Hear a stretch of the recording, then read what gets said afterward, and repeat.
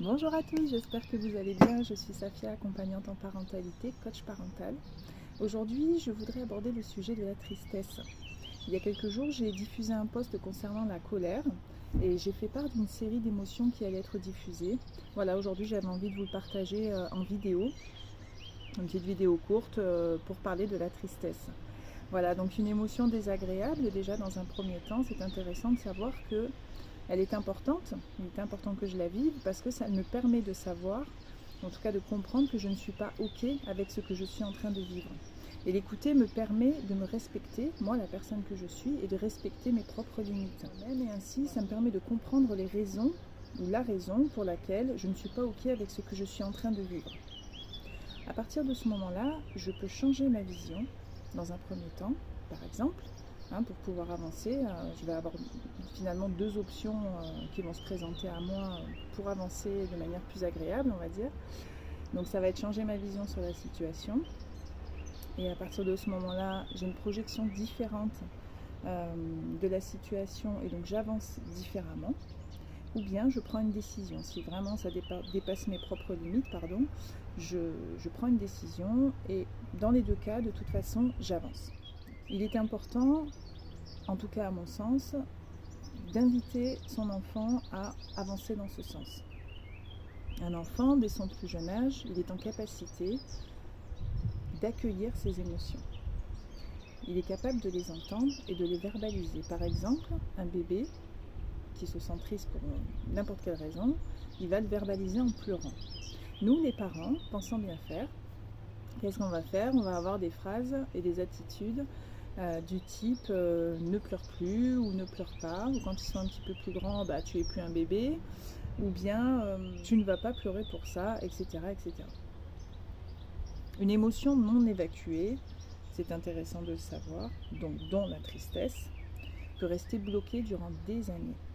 Je vis une émotion désagréable comme la tristesse étant enfant, si elle n'a pas été évacuée par le pleur parce que je suis en retenue, parce que je ne me le permets pas, puisqu'on me demande d'arrêter de pleurer, cette émotion-là peut rester bloquée durant des années, et même jusqu'à ma vie d'adulte.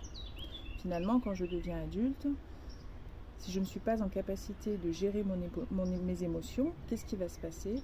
Je vais projeter sur l'extérieur, c'est-à-dire que je vais poser des attentes sur autrui qui finalement m'appartiennent, ou bien je vais rejeter la faute sur l'extérieur. Mais finalement, je suis seule responsable de moi-même, de mes attitudes, de mon comportement et aussi de mes propres émotions. Je suis responsable de ce que je ressens. Donc, je vous invite fortement, en tout cas, à aider vos enfants à aller en ce sens. Ça va les aider à devenir des adultes équilibrés et surtout autonomes. Par des mots et des gestes simples, tels que le prendre dans ses bras, le prendre contre soi, lui faire un câlin pour le consoler. Avoir des mots simples comme oui c'est dur, oui je comprends que ce soit dur, je comprends que tu sois triste, je vois que tu es triste. Voilà. Et là l'enfant va se sentir écouté, entendu, son émotion a été entendue, il a été consolé, rassuré. Voilà.